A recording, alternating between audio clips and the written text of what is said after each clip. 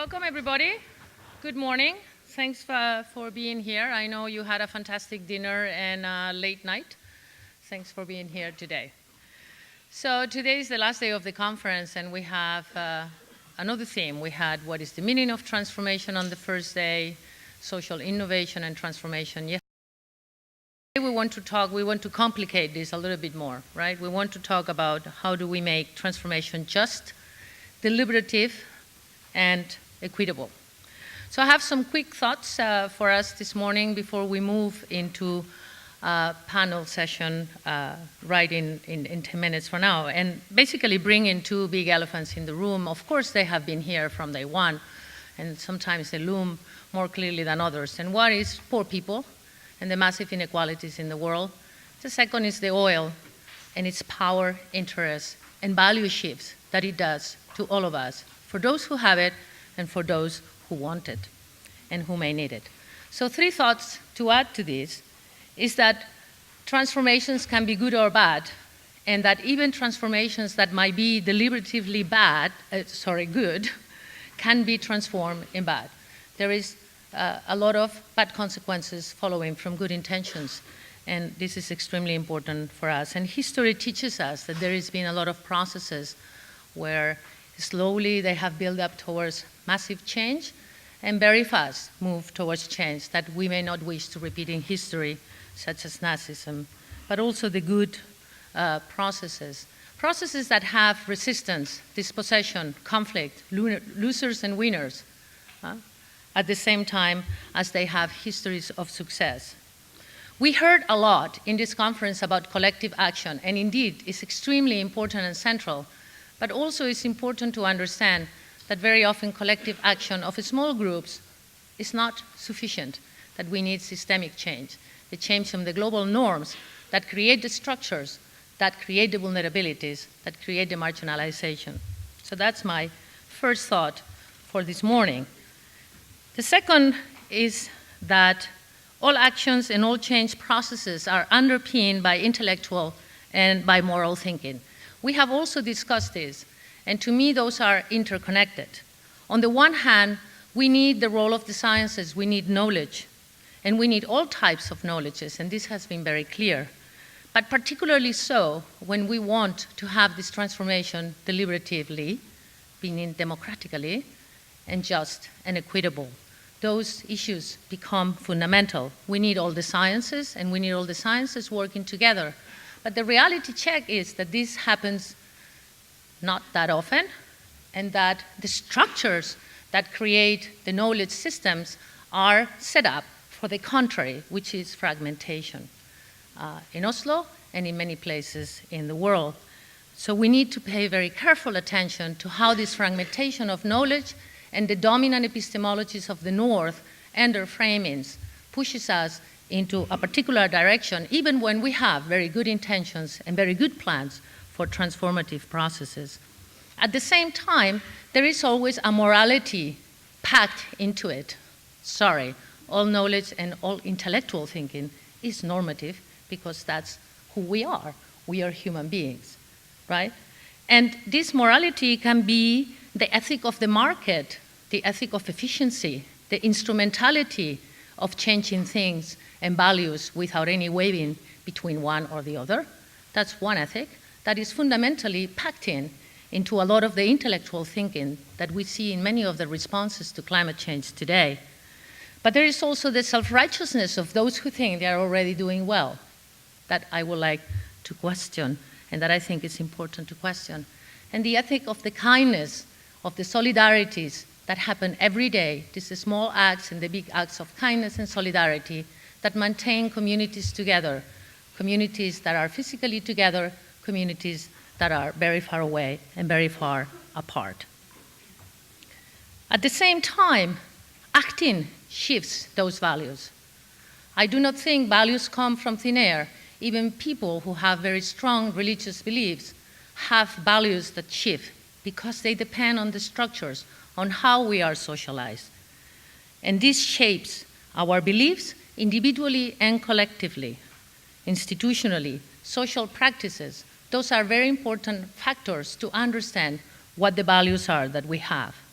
And values are also intermingled with interests and with needs. People who have very important needs to take care today, like feeding your children, may not be allowed to have the luxury, as I was told more than once, to think about future generations, because I need to feed my children here and now. And my third and last thought for today is that this context in which we find ourselves very often creates a prioritization of values, and that bringing this explicit, I think, helps us creating intellectual framings that may guide us towards this transformation. This is responsible thinking and responsible action, and it's an action that we need to do together. I chose this beautiful picture among all the art that Linda chose, because I think that's what it is about. Of course, I put my values ahead. Democracy, caring for the poor and vulnerable. I want societies to be judged not for what we have achieved, but for how well we have treated the vulnerable, and the respect of human rights. And this is something that needs to be done together. We don't want a future, we may not want what we want, but we don't want a future where these massive divides in the world today polarize more and leave us to a situation like in this beautiful book by Mike Davis, Late Victorian Holocaust, El Niño Famines and the Making of the Third World, that has a picture. I chose not to show it because it's quite depressing, where you have these very wealthy people in one side of the picture and on the other, famine people. And the ones who were very wealthy and very powerful had no idea, or so they claim, that through a concatenation of actions, political economy, the weather, and systems, they were creating and perpetuating those famines. So I don't want a future where we have these super technical, fantastic cities in one part of the world or in one side of the city while the rest drowns. And I think that's the real challenge. So with these thoughts, not too gloomy, but hopefully in there, we want to move into discussing how we transform oil societies into sustainable societies. And to me, I'm not Norwegian. I'm actually from Spain, where things are quite gloomy at the moment. But I have been in this country long enough, and I have learned a lot from sociologists and from colleagues about a very wonderful example of transformational change that was successful and that was possible, and that is the creation of the welfare state. And that was done through these lots of different hands working together, the private sector, civil society organizations, the fishermen, the farmers, the politicians, the scientists, the economists who invented what is called the Norwegian or the Norwegian welfare economy system, which is income compression, right? You don't have too high salaries, you don't have to go on the bottom. The sociologists in this country who work hand in hand with politicians to create one of the best gender regimes for gender equity, right? And continue to work to maintain this alive. And I think this is a success story. And this success story created an egalitarian Norway and created a wealthy Norway before any money came from the oil.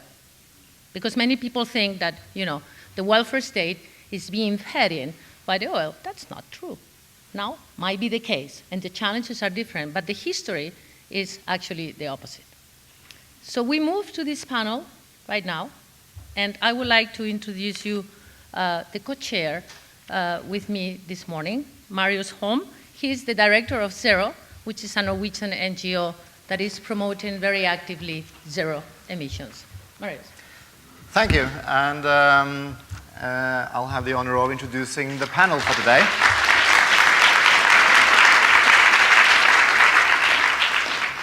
We have a very distinguished panel to discuss how we are to move this transformation ahead.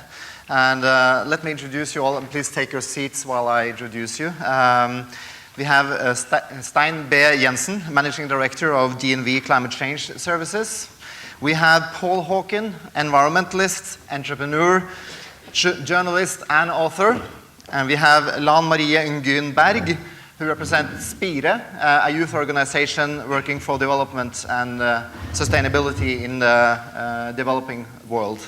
The panel will be giving us short introductions. Do we have the last panelist, by the way? Helge Ryggvik. No. We have. We are also expecting Helge Ryggvik to be part of the panel. We will still see if he arrives. While Cecilie Mauritzen from CICERO, unfortunately, were not able to come today. Let me start with you, Stein. You represent the business community here. You are part of a company that has the oil and gas industry as one of its major customers, and I am sure you have some exciting perspectives on how we can transform away from that business you're doing so well in. Good morning, everyone. Is it on? Yeah. I must admit that I'm here as a private person. I'm not sure that I think you need to speak into all my bosses would like to hear what I say. Anyway, just a few words about from where I come. I'm an electrical engineer from many years ago. I have a degree in risk and reliability. I've been in the oil business. I've been professor in Trondheim on risk and reliability. And I came to DNV 20 years ago and moved into the environment. And during my last 5 years, I've been heading the part of DNV that are certifying or validating and verifying the Kyoto CDM projects. And I think my views here are a bit tainted by my experiences over the last 5 years. I understand that we only have 5 minutes. I'll be brief and maybe summarize my thinking. And I must admit that I was thinking about that today is the longest day in Norway. The sun is about to turn. We are going to the winter. I did. But after that winter is a summer. That's all my comfort. So and maybe my latest half a year experience with the CDM makes me a bit more skeptic whether we are able to turn fast enough.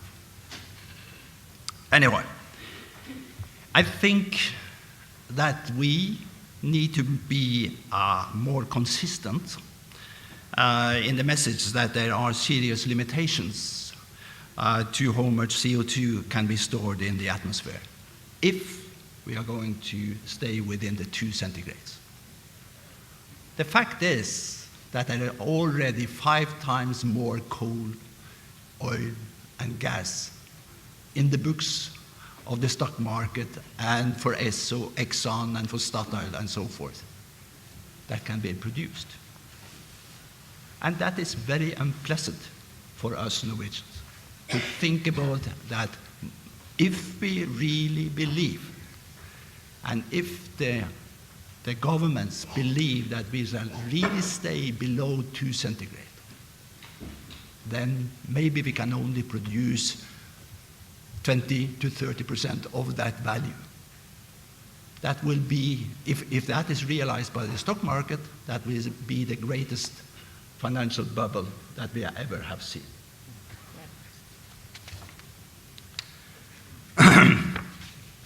My second thought is that, and that has been developing over these years, is that fighting climate change is about understanding that it's all about a global distribution of wealth, as already mentioned, and financing the transformation towards burning less fossil fuels. I have great respect for the ministries of environment around, but the real key and the solutions will be found by the Ministry of Finance and Energy. Those are holding the key for the transformation. They need to create those frameworks that gives incentives for the private to invest in the other technologies. That is clear, I think. I've seen it in CDM. Investors moved rapidly into and finding the solutions when they saw that there are money to be earned, and they are moving equally rapidly out, though when the price of carbon has collapsed. And I think also that brings me into the third part, that we need a carbon pricing.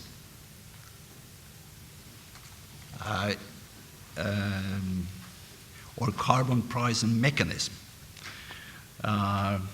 to make this transformation to happen. This mechanism needs to be in the context of the nations and the needs, but it also needs to give a possibility to participate in financing those transitions that are out there, needed to be there in India, in Pakistan, in all these countries where they are climbing out of the poverty. And lastly, I think that we need to accept that the climate change effects will happen during the next generations, regardless of what we are doing today, due to the amount of CO2 that is already stored in the atmosphere. And I'm very skeptic that we are able to make transformations that rapidly that it is needed. And we can discuss that later. But basically because the carbon intensity needs to be drastically reduced. From 1980 to 2007, in 1980, it took 1 kilo of CO2 to produce $1 of economic activity. In 2007, we came down to 770 grams. So, and that is 0.7% annual. In order to come down in 2050, if we assume 9 billion people that want to have the same standard of living as in the OECD, we need to come down to 6 grams per Thank you, US Stein. dollar. We'll have to move to the next panelist. And we have also our fourth panelist has arrived. Welcome. Helge Ryggvik, Senior Researcher, Center for Technology, Innovation and Culture at University of Oslo. And welcome. I see on your leg that you've been cycling to this event, yes. So you have made your contribution. I was intending to give you the word right now, but you may... That's okay, yes. Yeah? No. Okay. Paul, Stein has told us that we need a global price on carbon. However, we've been trying to get that in place for 20 years now, since 1992, 21 years, and it's nowhere near successful. Right. Maybe we need to do something completely different. Oh yeah, for sure. The conversation here is about oil-based societies, and I think we have to make a really profound distinction. All societies are oil-based today, so there is no society that is not.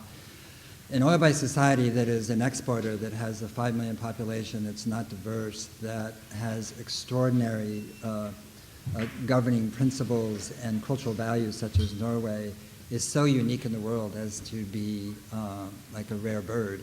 And so whatever Norway does or decides to do doesn't necessarily globalize in any way, shape, manner, or form. And as Marius said to me, he said, you know, actually Norway is oil dependent, the United States is not oil dependent really, because what it depends on is that you believe the dollar has value. That's the only thing it depends upon. And because it just buys its oil and with debt. So if we're looking at a transition, we have to look at discontinuity.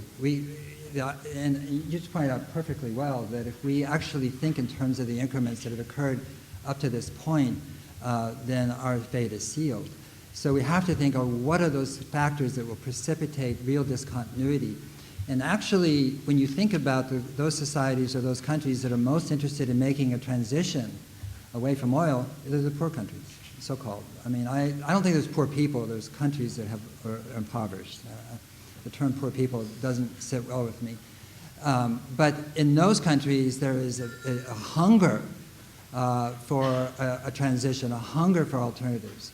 But at the same time, I think we have to understand that we all lived and grew up in an industrial age in which there is this incredible sources of intense energy, very dense energy, coal being the first, and then obviously oil and natural gas, not so dense, but from the same source. And so we're also talking about moving to a world where the energy sources for the world are not dense, they're diffuse. And so this is a very different thing. We're not going to replace oil. It's irreplaceable.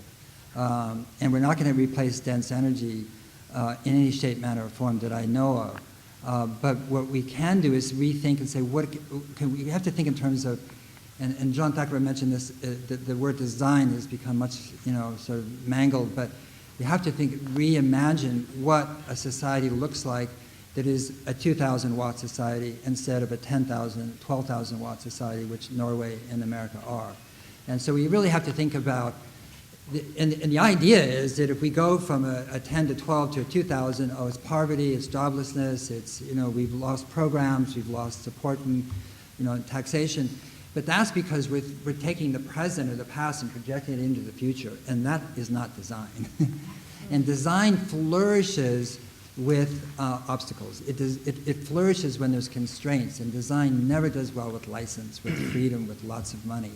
And so we have to, what I would think, when I think of Norway making a transition, as an American, what I would pray for, that a country this well educated, this enlightened, this endowed, this blessed, at this time in the world, would take some of that $700 billion, in the pension fund, and some of the, $200 million that flows into Norway every single day from exporting its oil, and take one of those $7 every day and really devote it to pure research. Because one of the people who spoke in the beginning of this conference mentioned very clearly that actually no renewable technology is yet a new technology. They've been around from 60 to hundreds of years. We actually have not created a new technology. We just made them better, more optimized, more refined. We're making them cheaper. But we have yet actually to have that kind of paradigmatic breakthrough in technology which we need in order to make this transition. I'll stop there. Thank you. Helge, you have published a very large number of books about the oil dependency of Norway in different aspects, and the power and wealth of the oil industry and its impact on Norway in politics, in our democracy, in our economy. Do you think that Norway will be able to transform out of the oil economy? And do you agree that it is maybe, as Paul and I have been mentioning, that Norway is dependent on oil while our customers can easily switch to something else? Please, the floor is yours. First, I must apologize for being late. I actually was run down by a car when I was cycling in the cycling field, which did everything about cycling in Oslo. But I'm fine, not hurt and everything. And I happened to meet up at Litteraturhuset too, so that's why I'm a bit sweaty.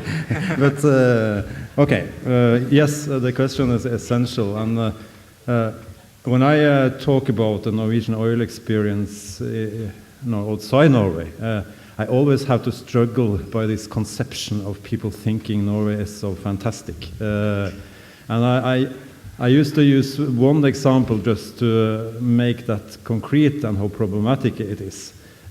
Norway, of course, became famous as an environmental nation because of Gro Harlem Brundtland. She became Prime Minister for the second time in 1986 when she still led the Brundtland Commission. And in 1987 she kind of delivered the Brundtland Commission, then as Norwegian Prime Minister. And the Norwegian Parliament was enthusiastic by this Norway, as it always be. We are the cleanest nation in the world, so we have to be in the front. So we decided that we should have our emission flat, even before the Kyoto in 1989. But during Brundtland's period as Prime Minister in Norway, from when the Brundtland Commission was handed out in 1987 till year 2000, Norway trebled its oil production. We trebled our oil production in that period.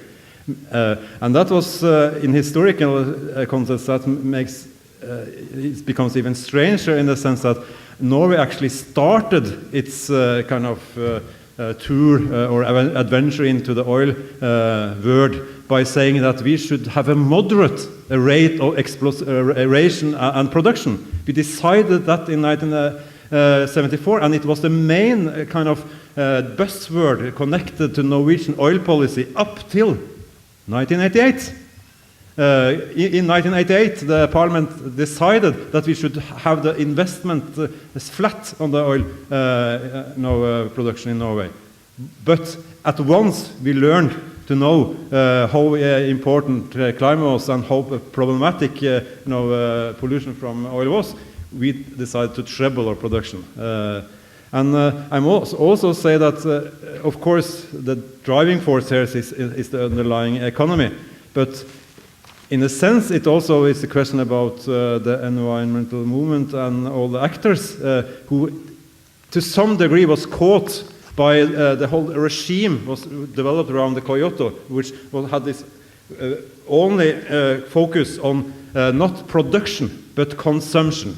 And I think that's the new thing, and that's what was problematic, and that's, in fact, the new thing, I think, in the movement now, and which makes it easier to see a road towards transformation, because the focus, for example, in the US now is keep the oil in the ground in the movement, meaning that of course you have to reduce consumption, but the best way to reduce consumption is to go for those who are producing.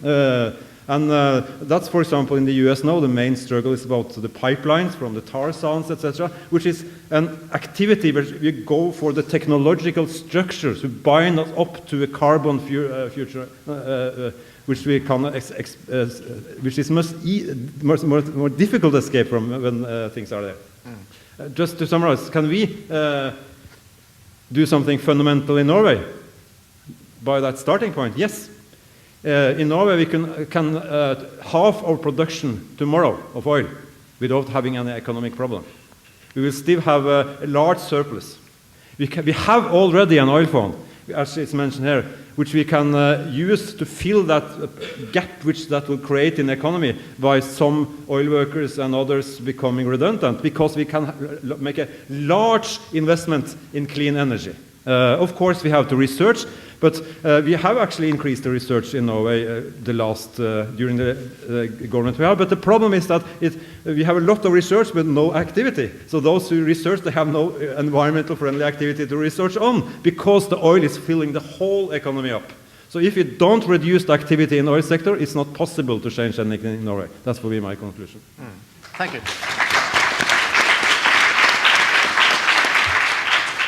Lan-Marie, you represent, let's say that you represent the people that are not present here, not here and not in the debate at all, because you represent future generations and you also represent the poor. Let's say that, because that's what you are, that's what your organization is trying to do, right? So how can a transformation from oil be fair? I mean, and how can maybe clean energy will be cheaper but it's extremely capital intensive. It's very hard to transform from something that is, well, maybe not so cheap, but you can pay it off on a long term, buy oil every year. It's not, while renewables and energy efficiency means high investments right now. How can we make this transformation possible for the poor and without limiting their sort of prospects of development and growth? Yeah, this is on. I can talk a little bit about that later, but I would like to talk about Norway first and what we should do here to make it more fair and equal. And to transform from a petroleum-based society to a sustainable one, we first of all need to have a vision to change. We need to believe that we can. However, despite the increasing knowledge on the hazards of climate change and the dire need for something new, Norway has been moving in the wrong direction. Since the last IPCC report and the hype towards Copenhagen, our national self-image has moved from international peacemaker, a well-doer, and a climate hero. This has been fading in favor of an awareness of another identity as a nation made of oil, and only oil. New oil discoveries are important for our welfare system. That's the title of a children's program shown at the state channel NRK. We support the heroes of tomorrow. That's the PR program of our oil company, Statoil. Join the oil adventure. That's the message of one of their latest commercials. 3 of the top 10 companies that our oil fund invests in is BP, Shell, and ExxonMobil. And yet they have the guts to say that they invest in best interests of future generations. Or, in other words, Norway's oil wealth is packed into a communication strategy focusing on our nation's best interest, our welfare system, and the interests of the future, ironically enough. But we are buying it. As the CO2 concentrations smashed the 400 ppm milestone, our politicians, they just 2 days ago decided to open the biggest oil field that has been opened in 20 years, and this without any major public outcry. So Norwegians were currently sleeping or were comatosing or something on a big, comfortable pillow of oil. It's not that we're lacking options, but we're simply not giving them enough attention as we are busy spending money on subsidizing the oil industry or making it possible or pushing our engineers, our best engineers into it, or heating up our economy, making it possible for other actors to move. So how can we really transform our economy when other options seem more and more unlikely? My first real experience with climate change activism was at the infamous COP in Copenhagen. One of the tools that we used to remind our decision makers and that they were at the Bella Center to find real solutions was this keyring. It says, lead or go home. But as we know, nobody really led, and in the end, we all went home. And at the international as well as at the national level, there's a big lack of leadership. Are leaders really leaders if they don't dare to vision and lead us to the society that we need? And if our leaders don't lead, what do we do? Karen O'Brien said something that really struck me the other day. She said, we only need 10% to transform a society. And that's really encouraging, because that means that if our politicians can't lead, we can. And to an extent, we're already doing it in Berlin, in Copenhagen, and in Oslo. A lot of stuff are happening. Mindsets are changing rapidly. And maybe the right timing, as Per was talking about yesterday, maybe that's now. To transform, we need activists, we need researchers, we need entrepreneurs, we need big companies, and we need politicians on our team. But most of all, we need people. When I meet with friends or family or strangers, and they get to know what I'm up to, they often tell me, "Oh, you're so engaged," and it's good that you care so much. And I think that an appropriate response to those statements is, yes, why don't you? And I mean that, because I'm really so grateful that I found something, a cause bigger than myself, that I care about so much, that I've been willing to sacrifice many of the other aspects of my life for it. Causes that I'm willing to spend most of my time for, to get exhausted for, to get deeply disappointed and depressed for. Because these are also the things that give my life the most value. Fire soul is the translation of a word in Norwegian that is often used to describe people who have found a way to do something they're really good at for a cause that they're really passionate about. I believe that everybody has a fire soul. Everybody has the need to burn for something bigger than themselves and a unique ability to address it. I just think that not everybody have found it yet. Finding your fire, the rush and the joy of engaging in something bigger than yourself and of accomplishing to address it, is something that I really think that most people strive for. So let's give that to people. We can start with opening engagement labs at schools and universities. Let's challenge people to think about what they want for the future. Encourage them, give them confidence and the tools to do something about it. Whether it is to create great technological solutions, or open a business, or write in the newspaper, or compose a song, or do something for greening their community, become a politician or a researcher, or encourage other people to do something. Let it become normal, fun, and important to do something for the greater good. And if we do that, then before we know it, our role models will go from pink bloggers to green bloggers, from wasteful consumers to responsible ones, from oil addicts to social entrepreneurs.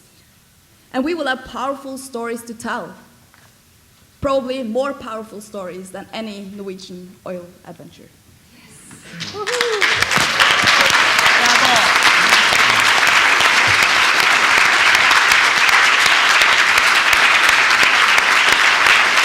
Thank you.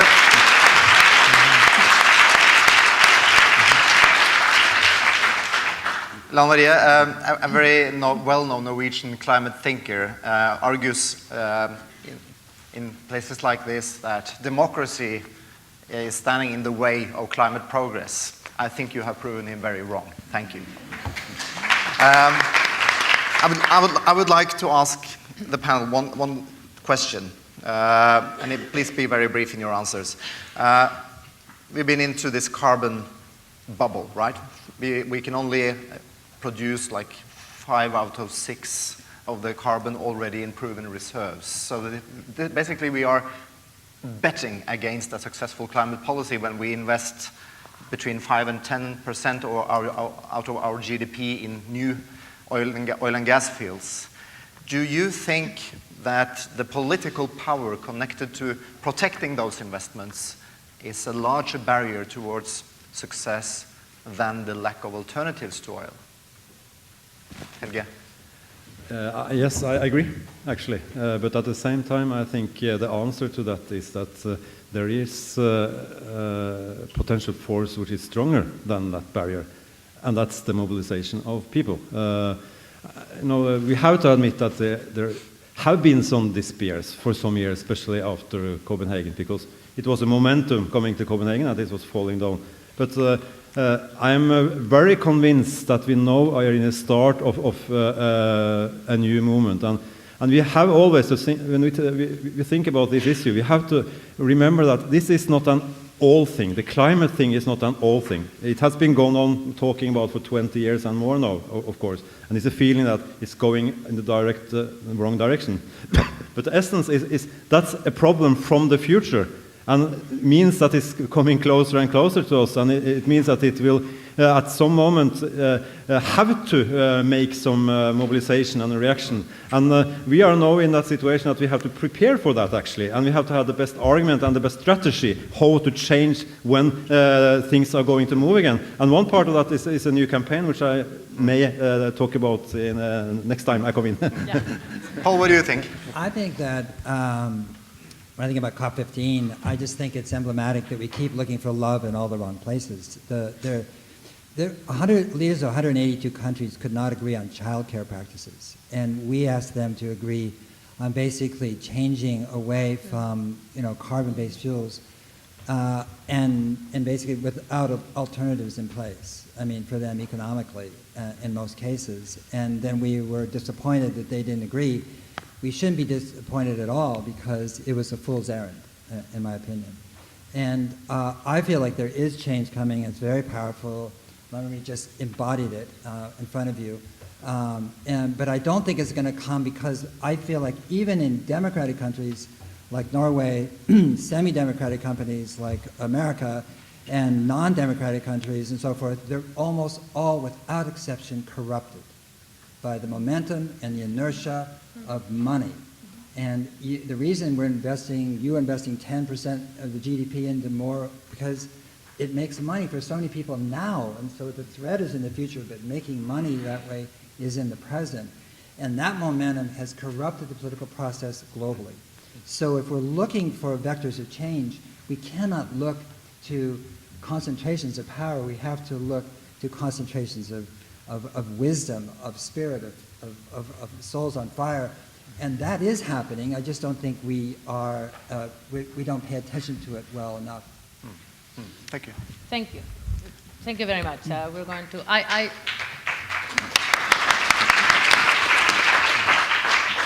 On to you, please. Come in, ask questions, give your opinions, answer the questions that the panelists have. Okay, hands. We have one here. The next mic can go there. Hello? Yeah. But very short questions. We really want, I see lots of hands. Very short questions and comments. And can we collect the questions, panelists? Is that okay? We collect the questions and let the public come into the discussion. Thank you. I'm going to really work to make it short, so cut me off if I don't do it. I will. A vision is absolutely essential because I think that the future that we're aiming for has to be a great deal different from today. I think that marginal pricing is not going to get us there. And I'm not sure also that I take exception to the statement that we can't move away from oil. It's true that energy density is an issue. So is intermittency of renewables, shifting from a stock to a flow, and the unfavorable energy return on investment for some of these. Nevertheless, in the long run, we've got to move away from it. And there are some possibilities for that, and I'll just say to make it short, there are some deep carbon reduction scenarios you can look at to think about it.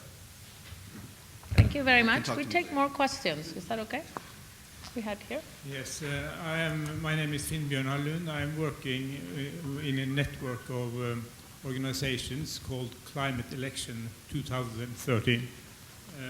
We have now 77 organizations connected. My question is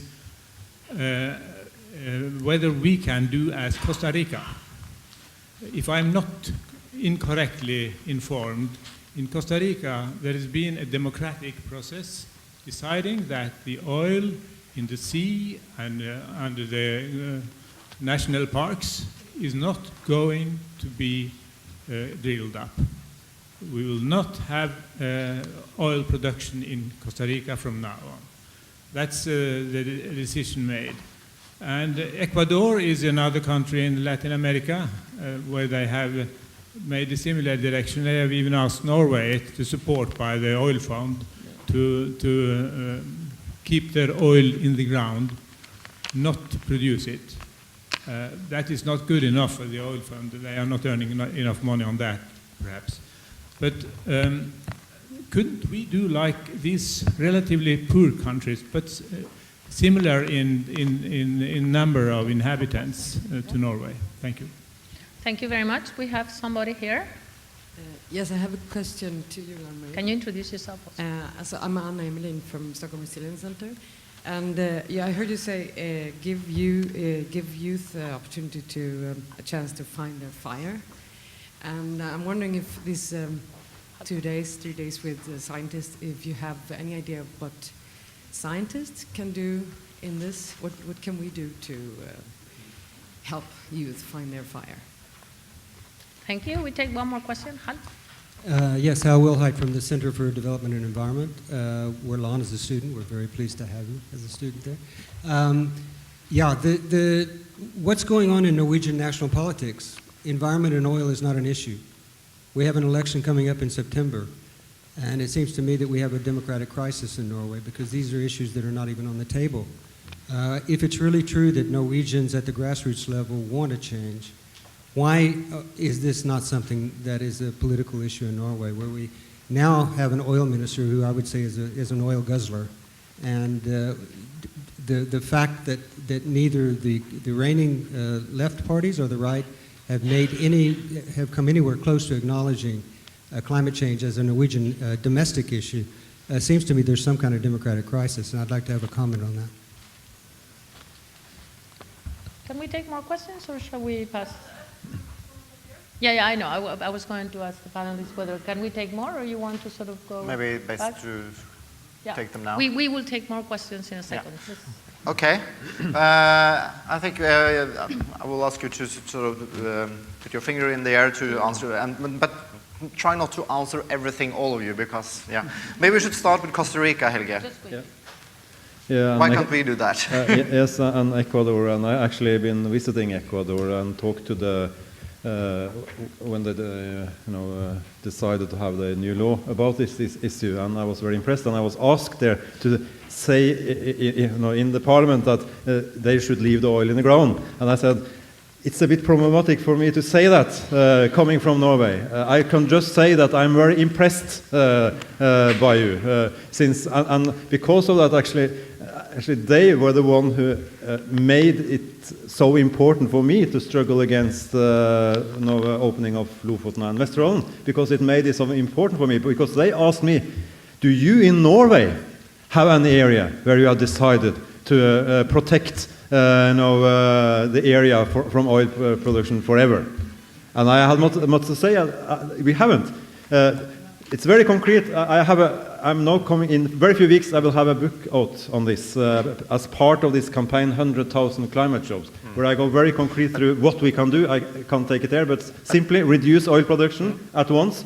Don't build up the Sverdrup field. Of course, protect the Lofoten and Vesterålen. Make sure that we only concentrate on some fields. Of course, we can produce some gas, but we shouldn't base our future on gas either, because we have to have renewable, and that must be the main thing we do with the money got. Thank you, Helge. But what you should have told the Costa Ricans is that we have the cleanest oil in the world, so it's no problem. Yes, I must answer that, because I used several chapters in that book just to kill that argument, I will say. Thank you. Very good. Let me move to the next question, Paul. What can scientists do? I mean, they're all, according to some people, scientists are all part of a socialist conspiracy when they alarm about climate change. You know, I think that question is directed to Anne-Marie, and I think she should answer it, because I think the question is really from youth to science, and so I think I'm going to recuse myself. Yeah, very good. Well, I know that a good friend of mine, she's sitting up here, and she did her master thesis on fire souls and what made people sort of engaged. And she told me yesterday that there's a lot of theory going on that field. So I think that already scientists have done a lot of stuff for that. But also what I think is that yesterday, in my email, I got this magazine called Putsch, and it's the magazine of the Norwegian like youth of the Friends of the Earth. And it said on one of the sort of pages, they had an ad, and it said, you don't need to use all your time studying while you're a student. And they, of course, meant that you should get engaged in something and be part of Nature and Youth, or Friends of the Earth. And what I also think that, but I think that not everybody are sort of the activist type. Not everybody wants to do sort of go and speak in spaces like this, or go to the newspaper or something like that. But a lot of people, they also want to do other things. They're good at other things, and therefore I think that this idea of engagement lab at the university is a good thing, because then you can come with something that you care about. You can come with something that you care about, and you can talk about what you're good at. And then you can also find ways to channel your engagement in a way that suits you and that also gives you some sort of self-accomplishment. And I think that's really important when you're dealing with these kind of things, because I don't believe that anybody are truly altruist, or that you need to do something that you are also feeling that you're getting something from. Yeah. Stein, the last question was about the upcoming elections in Norway, if I got it right, and why climate and oil debate is not part of the discussion, more or less, at all. It is part of the discussion. It's actually increasingly so, but still it's not very big. And do you, as a business representative here, or at least you know the business community, although you're not representing them today, do you think that maybe a country like Norway is basically unable to take a lead, to show leadership in this transformation, since we are so dependently on the short term? I agree that we can do the switch as well, but with the cash flow this gives to the government, no politicians, no mainstream politicians dare to go deep into this. Do you agree? I think there are very many opinions about it, but basically this question is so unpleasant to all of us. And there was an article in Aftenposten some time ago, and I think that conclusion was these questions are so unpleasant that we don't talk about it. That was the conclusion. And I think we are talking very much about oil, but the biggest culprit when you think about climate change is coal. And there is where I also see a communication problem in Norway, because we are, our footprint is probably 2 promille of the footprint in the world. And when I talk about that we need to do something, they say, so why should we do something? Because the rest of the world don't do it, and whatever we do, we could stop Norway. There is no changes or effect of that at all. That is something that is a challenge. So there was a saying from Gro Harlem Brundtland: think globally, act locally. I think that we need to start saying that mitigate globally, start adaptation locally. That's where I come from, because I think whatever we do, we need to help people to grow out of poverty without using coal. India will build more coal-fired power plants than China in the next years. That is something to think about. And the Norwegian strategy, right? That's to make profit locally and buy trashy offsets globally. Exactly. Okay, let's take another round of questions. We had one up here, one here, one here, one there. Okay, where is the microphone? Here, okay. You start, please. Very short. Thank you. My question to Stein, Helge, and Lanmeri is to explore further and enlighten us in Norway as well as the world around at large, the link between oil industry and the military-industrial complex. And the kind of silences that you are talking about, is it a byproduct of that integral link? And a transformation from oil, clause, is it possible without transformation of the military-industrial complex. And my quick query to Paul is that you mentioned that we must give some options for a global agreement.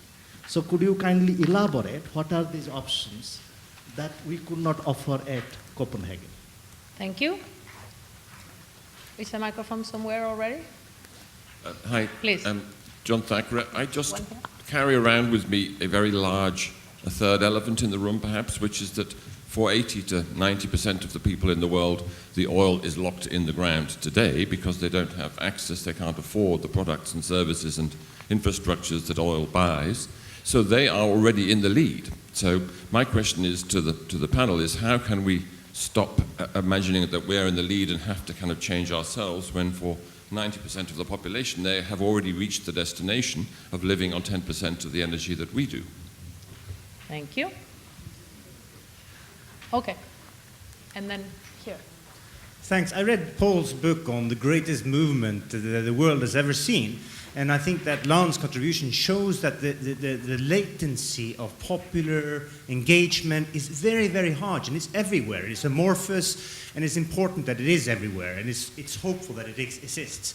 Nevertheless, the Oil and Energy Minister of Norway wrote a very provocative article some months ago saying that, well, you can bark, but the oil caravan moves on anyway. And I think it speaks to the fact that the power of the fossil-based capitalists is not just a power, it's a very concentrated power. It's very organized. Milan was talking about the commercials on television, you know, but these are people who can also shut down Greek public television stations if they don't like the message that is coming out of it. You know? So how can you envision, given the hope that exists enormously everywhere, and I think it's simmering in Norway as well, but how can we concentrate our power? Because it's all well and fine that we can do things all around, but I don't believe we can actually win this within the time span we have without trying to find some way of concentrating our power in a way that really moves things. Thank you. Please. Hello, I'm Gilles from Lisbon. I have two questions, like how we researchers can start living in a low-carbon, as a low-carbon society, and more specifically, how can we have events like this that will really consume much less carbon. The second one is that exactly what can we do here to really push for this agenda, and we have elections now in September. And can we have a press release, for example, coming from here? So, and I have two questions. I think I answered a bit of the second one. I think if we are really concerned all here, then we could probably try to have a document coming out from this in really pushing the agenda in Norway and make some suggestions. There are really powerful institutes worldwide here. And the second one, this would be a challenge, and I did it for a while, which is just going for conferences by bus and train. It really is a bit pushy on the personal side, but you really make a stand, and I would open this challenge also for the potential next transformation conference. Thank you. Please. I'd be interested in hearing the panelists comment on how the role of having a public, popular narrative for a positive future plays in this. In the U.S., recently we've seen a massive shift in opinion over a short period of time over a difficult public issue, which is the acceptability of gay marriage. And one of the things that's been attributed to this is the depiction of gay relationships in the popular media, on television, and the movies, yet in popular media today really glorifies everything we're trying to move away from and has really no vision that I can identify for the positive future we want to go to. So I'd love to hear if the panelists think that's required, and if so, where that's going to come from. Thank you very much. Trond? My name is Trond Bedell. It's on? Yes. I'm from the Institute of Urban and Regional Research. Now, Per Olsen said yesterday that transformation is to move something from the fringe to the mainstream. But listening to you, especially in relation to the oil and energy debate here in Norway, I think transformation is rather about moving something mainstream into alternative, safe, and just pathways. If you accept that, you also accept that this is a very radical agenda. But we are confronted with this puzzle that when is transformation, if it moves into something mainstream, when does it stop to be transformative and radical? Thank you.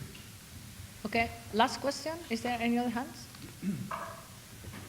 Was there any other hand? I think we need to move on okay. if we are to sort of answer the questions. Okay, dear panel, there's a lot of questions in the air. I think we will try to sort of merge them together. We have a question about how we could live on 10% of the energy we use today, as the poor people already do. And we have the question of concentrating power. Maybe we could, let's say there's a renewable revolution going on, right? Things are actually happening. We don't need to reduce our energy consumption by 90% because we can replace with renewable energy. And maybe there's, in that renewable revolution, we find the power you need to stop the oil industry, because they can have as much political power they want, but if they are not competitive in the market, they're done, right? But how can we push that forward so it happens earlier? Please, and try to answer the other questions to the extent you are able. And we have, this will be the last round of the panel. So I think we can start with you, Helge. Okay, that's simple. First and foremost, we have to start to believe in people. That's the essence. And we have to always believe in future generations. Copenhagen was falling apart mainly because of China and the US as the major power, because they were not on the agenda. We have to believe in people in China. We have to believe in people in the US. And I do really do that. I think there's a great possibility that the next real push making a new movement can actually happen in those countries. But we in Norway, of course, had to focus on what we can do. That means that coal is not our main problem, because we don't produce any coal. And our problem is oil. And oil transformation problem is oil. And how should we concentrate our power in Norway? We have to confront the forces who can confront the oil industry. For me, that's rather simple. And that meaning today that we have to confront that industry, increasingly investment pace, etc. So we have now to build a movement which can, when it's still possible, to reduce the activity of the oil sector. And by that, using the kind of window we are now in, we are so rich in Norway, and of course partly because of oil, it's a contradiction here, but partly because of oil, we have actually the possibility to reduce the activity of oil. We can use the money we still have the oil fund to make a transition. We have to do it, but we have to have the right kind of campaign. And the campaign 100,000 climate job, and you mentioned the climate election campaign. I think that's the interesting about those campaigns is that it's built on the right alliance we need. Those who are supporting it is the church, which is very clear on this, and it's actually important because they take the moral stand for future generation, and they have made a very clear statement. It's the whole environmental movement, and for the first time, and that's very important, large trade unions have joined the campaign, and that's a new turn event. And one of the reasons is that the unions now say that the question about workplaces is not that oil can solve anything anymore, because they see that the oil sector is pumping up, it's becoming so great that it's destroying all future workplaces, even in other sectors. At the same time, even those working in the oil sector can see that there's a problem here, because we are now taking out this resource so fast that we, the oil workers, actually are those in the end who will be hurt hardest, because at some times this maybe collapse. So the best thing for us actually, even economically, is to reduce the activity, because then we at least can divide the production for more years. I would like to take up the question about poor people, but some of the others take that, because that's of course important and essential. Yeah. Paul, you were asked specifically to elaborate on alternatives on the global arena, but maybe the problem with Copenhagen was that the task is basically impossible, that we need to do this completely differently. Well, first I want to say that I want to comment on the questions. look, we don't have answers for these questions. We can respond to them. The questions are brilliant. And I'm not trying to pander to you. I'm trying to tell you that every question is a statement, really. And what's coming out of you is really quite excellent. For you to expect us to have answers to these questions, I don't. I want to make that really clear. And the question about IROI and energy intensity, which was bypassed, really important question. I want to acknowledge you, but acknowledge all these questions. So I just want to say that the questions are more interesting, with all due respect to my fellow, than the answers in some ways. But I actually, in terms of Copenhagen, I really would like to address the issue of concentration versus dispersion of power. And again, the answer is I don't know. But what I am seeing, and I think you're seeing as well, is you're seeing a kind of civilizational chemistry going on that we don't understand. We don't understand it at all. And you saw it in Turkey. Turkey has been there for a long time. The insults to Turkey and have been going on for a long time in sort of rapid development and the concentration of power and the sort of running over people. But what happened? It's kind of like, when we were kids, we used to drop sugar into a little glass of water, and we dropped it every day, and nothing happened. One day, then you get a phase transition. The whole thing crystallizes, and you go, where did the sugar go in the first place? And all of a sudden, it's sticking out of the glass. And we're the same in that way, which is, as people at a certain saturation, then the diversity and the multiplicity of the organizations and the groups and the students and the youth and the churches, all of a sudden they connect. And they stand still, they stand up, or they come together in ways which were unpredicted and unpredictable by anybody, certainly mostly me. And so I think that's what we're going to see. And the concentration of power historically has always overreached itself and to the point where it immobilizes the opposite. And we're certainly seeing that today in the carbon industry.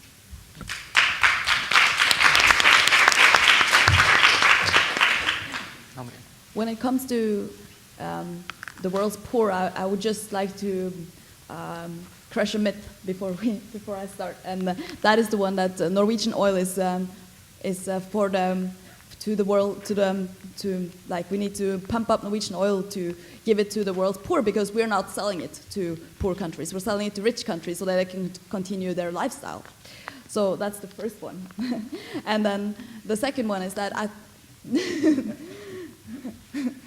the second one is that I think that in order to really change, we need to just think about where we are, and we need to challenge people to think about where we are right now and what makes us happy in the society right now and why. And I don't think that necessarily that road that we're on right now is the road that will lead us to the best place we can be. And I mean, we're consuming more and more, and especially in Norway, since we're so rich, we're consuming a lot, and we're buying more and more, and it doesn't make us happy. Actually, some research a while ago showed that we're buying a lot, and it makes us happy for a short while. Then we just want more and more and more, and it doesn't make us happy. So then I looked at some stuff yesterday, like about what is actually making us happy, and one of the top things that are making Norwegians happy is coffee. And then it was a lot of things like spending time with your family, having close relations, and those are carbon free, almost. So I think that's something that we can think about, and think about how we live our lives, and that it just needs to be different, and that is not necessarily bad. Thank you.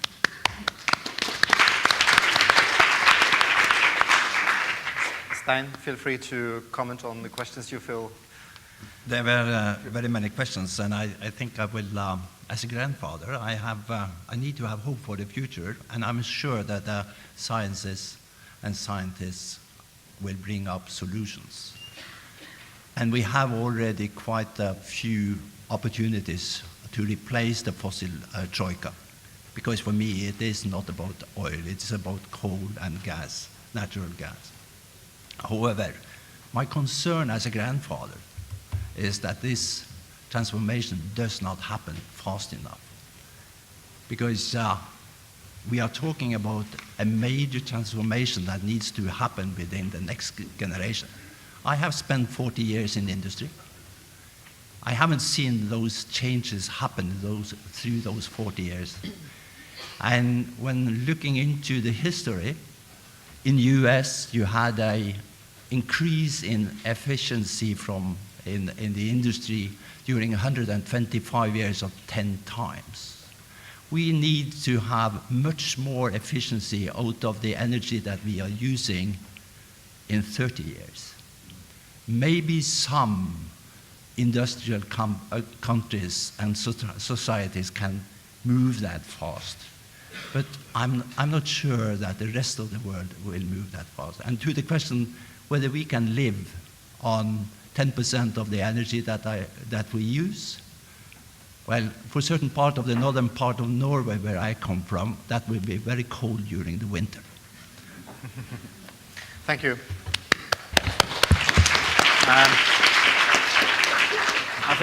I think we do see some signs that gives us some hope. Recently, his company, or a sister company, DNV Kima, which works with renewables, published a report showing that the demand for oil and gas from Norway will drop substantially if the European renewable policies continue to be as successful as they are today. And the Norwegian oil industry tried to ban that report and stop them from publishing it. And our oil minister is now lobbying against continued European renewable energy investments. So I think they are becoming desperate because they see their business model is threatened, and that's a good sign, isn't it? Okay, well, thank you very much. Please, to all the panelists, thank you to Marius, Holm, for being with us today. Thank you very much. And also, thank you to the beautiful drawing that is coming up. Please don't keep missing the work that she is doing. We reconvene after 2 rows of parallel sessions with extremely important presentations, very tailored to the themes today. Don't forget the thoughts and the framing. And we reconvene with the session Voices of the Future, which hopefully will continue part of the debate that we started today. Thank you.